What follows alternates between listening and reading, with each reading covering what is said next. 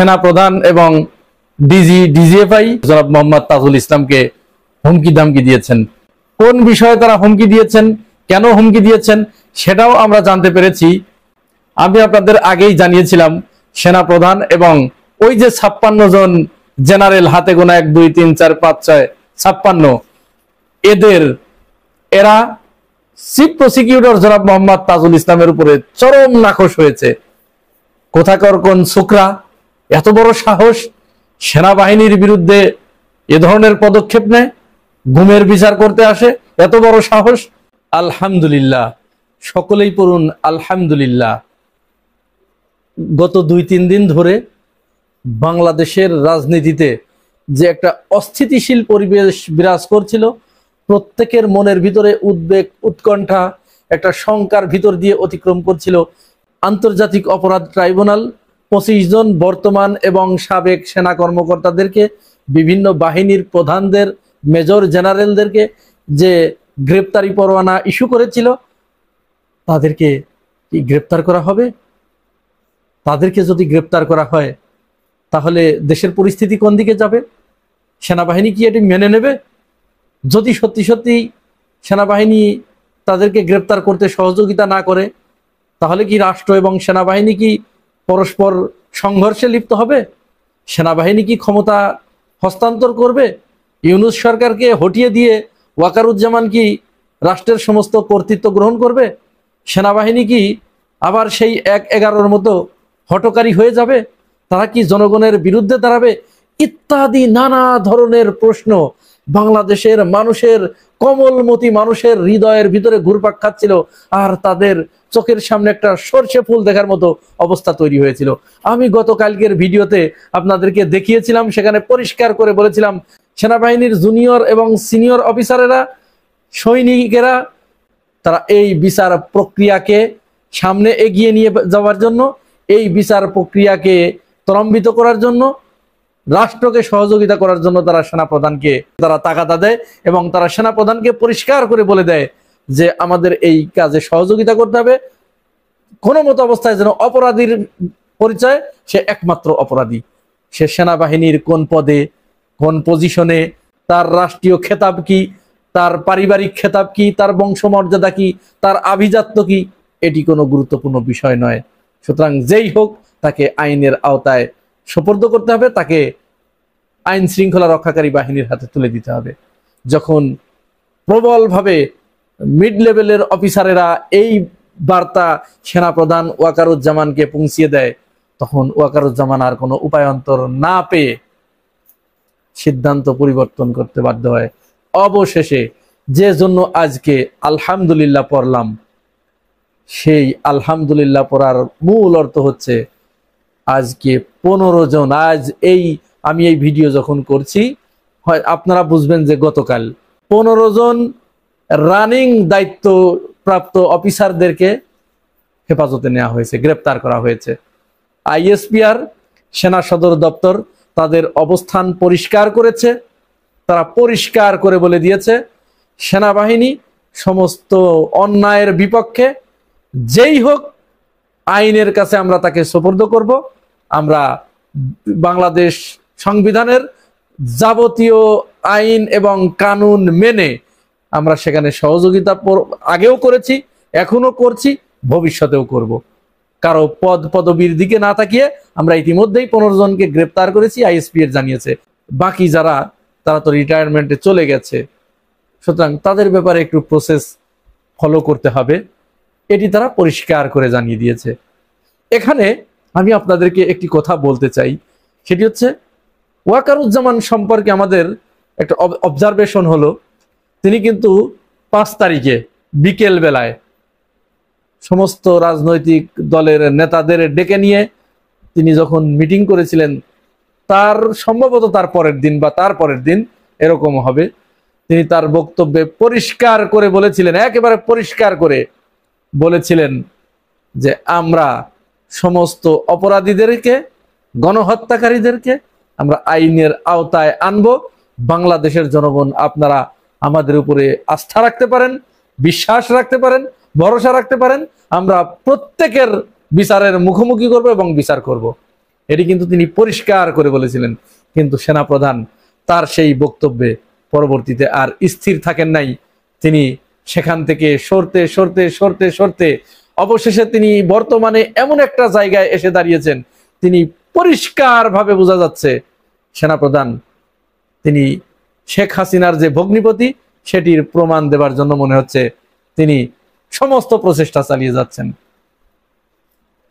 তার হেফাজত থেকে, তার আন্ডারের ভিতরে থেকে, তার সারেন্ডারিং এর ভিতরে থেকে 626 জন ভারতের বুকে পালিয়ে গেছে। এই কথা আমরা সেনাপ্রধানকে বারবার স্মরণ করে দিতে চাই। এটি বাংলাদেশের জনগণ এত সহজে ভুলে যাবে বলে মনে করার কোনো কারণ নেই।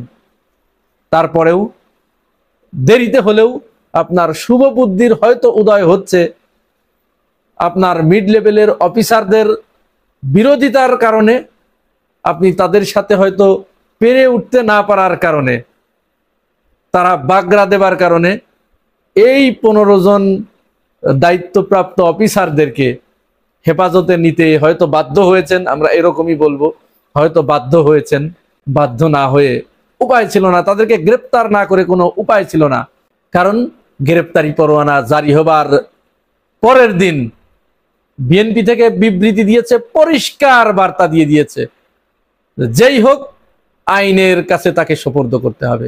বাংলাদেশ জামাত ইসলামীর কাছ থেকে পরিষ্কার বার্তা পৌঁছে গেছে, তারাও বিবৃতি দিয়েছে যে তাদেরকে আইনের আওতায় আনতে হবে। ইনকিলাব মঞ্চ এবং 24 মঞ্চ প্রত্যেকেই তারা পরিষ্কার করে বিবৃতি দিয়েছে, তারা রাজপথে নেমে এসেছে, তারা বিক্ষোভ প্রদর্শন করেছে। এনসিপি তারাও পরিষ্কার করে জানিয়ে দিয়েছে, নাহিদ ইসলাম তার ফেসবুক স্ট্যাটাসে পরিষ্কার করে বলে দিয়েছে অপরাধীর পরিচয় শুধুমাত্র অপরাধী, সে কোন পদে আছে কি এগুলো দেখার কোনো সুযোগ নাই, তাকে অবশ্যই আইনের কাছে হস্তান্তর করতে হবে। এই চাপে পড়ে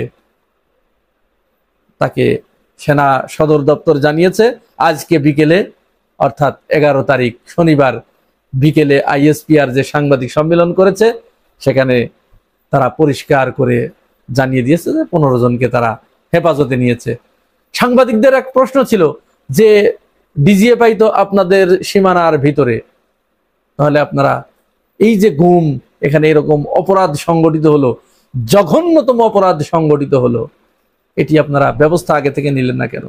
সেখানেও আইএসপিআর একটা ব্যাখ্যা দিয়েছে যে এটা বিশাল একটা এরিয়া এবং এই এরিয়ার ভিতরে অনেক সিভিলিয়ানদের বসবাস। সেনাবাহিনী তো সবার সিভিলিয়ানদের বিষয়ে নাক গলাতে পারে না। যেমন সাবেক মাননীয় প্রধানমন্ত্রী বেগম খালেদা জিয়া এই ক্যান্টনমেন্টের ভিতরে সিভিলিয়ান এরিয়ায় ছিল, তার বিষয়ে তো আমরা নাক গলাই নেই। সুতরাং আমরা সেটি জানতাম না, তবে যখন জানতে পেরেছি তখন থেকেই আমরা সরকারকে বারবার বলেছি আমরা এটাকে সহযোগিতা করছি। যখন যে নোট চেয়েছে, যখন যে ডকুমেন্ট চেয়েছে, আমরা সবগুলো সরবরাহ করেছি। আইএসপিআর পরিষ্কার করে বলেছেন যে এমনকি যেদিন এই রায় হয়েছে, গত বুধবার এই গ্রেপ্তারি পরোয়ানা জারি হয়েছে, সেদিনেও সকালবেলা আমাদের কাছে কিছু ডকুমেন্ট চাওয়া হয়েছে, আমরা সাথে সাথে সেগুলো সরবরাহ করেছি। তার মানে আমরা বুঝতে পারি যে সেনাবাহিনীর ভিতরেও একটা শুদ্ধি অভিযান পরিচালনা করার জন্য তারা মুখিয়ে আছে। তারা চাচ্ছে যে শেখ হাসিনার আমলে যে মিথ তৈরি করা হয়েছিল, শেখ হাসিনা মানুষের মুখে মুখে যে ঠোঁটে ঠোঁটে যে বাণীটি পৌঁছে দিয়েছিল যে শেখ হাসিনা ক্ষমতা থেকে চলে গেলেও 1 থেকে 50 পর্যন্ত সিরিয়ালে যারা আছে প্রত্যেকেই আওয়ামী লীগের পরীক্ষিত নেতাকর্মী বা ছাত্রলীগের নেতাকর্মীকে এখানে বসিয়ে গেছে। সুতরাং কোনো মতো অবস্থায় বাংলাদেশ থেকে আওয়ামী লীগের আর কোনো ক্ষতি করা সম্ভব হবে না, আওয়ামী লীগকে বিতাড়ন করা সম্ভব হবে না। এই মিথ কিন্তু শেখ হাসিনা তৈরি করে গিয়েছিল। এই মিথ কিন্তু আইএসপিআর এর বক্তব্যের মাধ্যমে পরিষ্কার বোঝা যাচ্ছে তারা এই মিথ জয় বাংলা করে দিচ্ছে, তারা কেল্লাফতে করে দিচ্ছে। কারণ তারা বুঝতে পেরেছে যে শেখ হাসিনা বাংলাদেশ সেনাবাহিনীকে একেবারে ধ্বংস করে দিয়ে গেছে। এটা বাংলাদেশের সেনাবাহিনী ছিল না, মূলত ছিল এটা ভারতের সেনাবাহিনী। ভারতের কোথায় পরিচালিত হয়েছে? শেখ হাসিনা ভারত থেকে যে ডক্ট্রিন পেয়েছে সেই ডক্ট্রিন অনুযায়ী এখানে তারা সেটা অ্যাপ্লাই করেছে, আর পুতুলের মতো তারা সেটি পালন করেছে। সুতরাং মনে হচ্ছে সেনাবাহিনীর ভিতরে তাদের বোধোদয় হয়েছে, তারা কিছুটা অনুতপ্ত হয়েছে যে তাদের নিজেদের সার্বভৌমত্ব কেন তারা অন্যের হাতে তুলে দিয়েছিল। তারা এটি উপলব্ধি করতে পেরেছে এবং ওয়াকারুজ্জামানকে এটি তারা বোঝাতে চাচ্ছে যে আপনি সেনাবাহিনীর প্রধান থাকার পরেও কেন এখন পর্যন্ত আপনি শেখ হাসিনাকে যে ভারত আশ্রয় দিয়ে রেখেছে আপনি তার প্রতিবাদ করেন নাই, বা শেখ হাসিনাকে ফেরত দেওয়ার ব্যাপারে ভারতের আপনি কোনো বিবৃতি দেন নাই ভারতের কাছে। আপনি কেন এই 626 জন কেন ভারতেই পালিয়ে যেতে হলো, অন্য কোনো দেশ নয় কেন? এই ব্যাপারে আপনার কোনো বক্তব্য নাই কেন? আপনি 5 আগস্টের পর থেকে এখন পর্যন্ত কেন শেখ হাসিনা যে গণহত্যাকারী এই ব্যাপারে আপনার মুখ থেকে একটি কথাও কেন বের হয় নাই? ইত্যাদি ইত্যাদি নানান প্রশ্নে সেনাবাহিনীর ভিতরে এখন জর্জরিত। মনে হচ্ছে তারা এইখান থেকে কিছুটা ওভারকাম করতে চায়। এইখানেই কানাঘোষা শোনা যাচ্ছে যে আগামী 1 সপ্তাহের ভিতরে হয়তো এমনও পরিস্থিতির উদয় হতে পারে সেনাপ্রধান ওয়াকারুজ্জামান তার সমস্ত ব্যর্থতার দায়ভার মাথায় নিয়ে হয়তো তিনি নিজে থেকেই চলে যাবার একটা পরিকল্পনা তিনি করতে পারেন বা চিন্তা ভাবনা করতে পারেন। এই সম্ভাবনা কিন্তু একেবারে নাকচ করে দেয়া যায় না, সম্ভাবনা আছে, তিনি এটি বলতে পারেন। হয়তো অল্প কিছুদিনের ভিতরে এমন খবর আপনাদের কাছে আসতেই পারে। আর সর্বশেষ যে কথাটি বলে শেষ করব সেটি হচ্ছে এই বিচার প্রক্রিয়াকে, এই বিচার কার্যক্রমকে উপলক্ষ করে শেখ হাসিনা এবং তার দলবল নিজেদের পাছায় থাপড় নিয়ে ডুগডুগি বাজাচ্ছিল, কিন্তু যখন সমস্ত জনগণ তাজুল ইসলামের পক্ষে দাঁড়িয়ে যায় তখন ইচ্ছা না থাকলেও অনেকটা বাধ্য হয়ে তারা সেটি মেনে নিতে বাধ্য হয়। তো সেই রাগ, সেই ক্ষোভ থেকে তাজুল ইসলামকে সেনাপ্রধান এবং ডিজিএফআই তারা একসাথে চিফ প্রসিকিউটরকে হুমকি দামকি দিয়েছেন। আমরা জানতে পেরেছি ব্রিগেডিয়ার হাসান নাসিরের বরাতে তিনি ফেস দ্য পিপুলে সাগর ভাইয়ের একটা টক শোতে উপস্থিত হয়ে তিনি এই খবরটি বলেছেন। আপনারা যে কেউ সেখান থেকে দেখে নিতে পারবেন। যদিও সেনাবাহিনীর পক্ষ থেকে এই বিচার প্রক্রিয়াকে সহযোগিতা করার কথা বলা হচ্ছে বারবার, যদিও তারা বারবার এই অ্যাসুরেন্স দিচ্ছে যে আমরা রাষ্ট্রের যে বিচার প্রক্রিয়া আছে, রাষ্ট্রের যে বিদ্যমান কাঠামো আছে, যে বিদ্যমান আইন আছে তার বাইরে আমরা যাব না, সে যেই হোক আমরা এই বিচার প্রক্রিয়ার পক্ষে এবং আমরা দোষীদেরকে আইনের কাছে সোপর্দ করব। একদিকে তারা এটি বলছে, অপরদিকে তাদের ভিতরে প্রচন্ড গুসা, প্রচন্ড ক্ষোভ যে সেটার একটা প্রমাণ কিন্তু আমরা পেয়েছি গতকাল রাত্রে। এরকম একটা খবর হঠাৎ করেই চাউর হলো এবং ফ্রান্স থেকে পিনাকি ভট্টাচার্য তিনি লাইভে এসে, জরুরি লাইভে এসে তিনি ঘোষণা করলেন যে আমরা খবর পেয়েছি সেনাবাহিনী 16টি জিপ নিয়ে তারা একটি অস্বাভাবিক মুভমেন্ট তাদের লক্ষ্য করা যাচ্ছে, তারা একটা কু করার চেষ্টা করছে, আপনারা অতি দ্রুত রাস্তায় বের হয়ে আসেন, তাদের এই চেষ্টা কোনো মতো অবস্থায় আমরা সফল হতে দিব না। এরপরে পিনাকি ভট্টাচার্যের এই ঘোষণার পরে বাংলাদেশের মানুষ কিন্তু প্রচন্ড সচেতন হয়ে গিয়েছিল, সবাই সজাগ হয়ে গিয়েছিল, রাস্তায় নামার জন্য তারা প্রস্তুত হয়ে গিয়েছিল, যার কাছে যা কিছু ছিল তাই নিয়ে তারা ওই তুরস্কের আদলে প্রয়োজনে তারা সেনাবাহিনীর ট্যাঙ্কের সামনে বুক পেতে দেবে, শুয়ে পড়বে, এরকম একটা মানসিকতা নিয়ে তারা কিন্তু রাস্তায় নেমে এসেছিল। পরবর্তীতে সেনাবাহিনী থেকে জানানো হলো যে না, এটি তাদের নিয়মিত মুভমেন্ট, তারা এই সময়ে প্রতি বছরই এই মুভমেন্ট করে থাকে।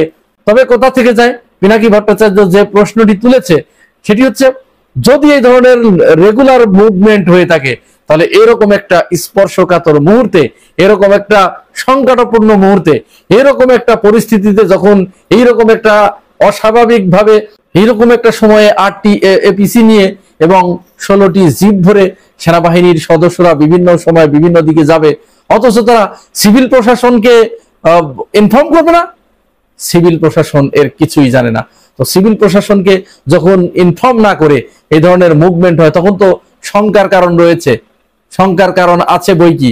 এমন তো হতে পারে, এই সম্ভাবনা তো উড়িয়ে দেওয়া যায় না যে এটি মানুষকে পরীক্ষা করা হলো, যে দেখি আমরা একটু মুভমেন্ট করে দেখি বাংলাদেশের মানুষ কতটুকু সজাগ আছে, কতটুকু সচেতন আছে। এই সম্ভাবনা তো উড়িয়ে দেওয়া যায় না। হতে পারতো, এরকম হতে পারতো যে তারা গতকাল যখন এরকম বের হয়েছে তখন মানুষ নাক ডেকে ঘুমাচ্ছে, তখন মানুষের পরীক্ষা নেওয়া হয়ে গেল, তারপরে এই সুযোগ বুঝে কাজ সেরে ফেলতো। কারণ সম্ভাবনা কোনো মতো অবস্থায় নাকচ করে দেয়া যাচ্ছে না, যেহেতু আমাদের শঙ্কার কারণ ওই জায়গায়, যে 56 জন তারা কিন্তু এই বিচার প্রক্রিয়াকে এখনো বানচাল করার জন্য চক্রান্ত করছে। এবং আজও যেটা জানতে পারলাম, ব্রিগেডিয়ার হাসান নাসিরের বরাতে এটা হচ্ছে সেনা প্রধান কিন্তু ওই 56 জনের পক্ষে, অর্থাৎ তিনিও চান না যে এই বিচার প্রক্রিয়াটা সুষ্ঠুভাবে পরিচালিত হোক।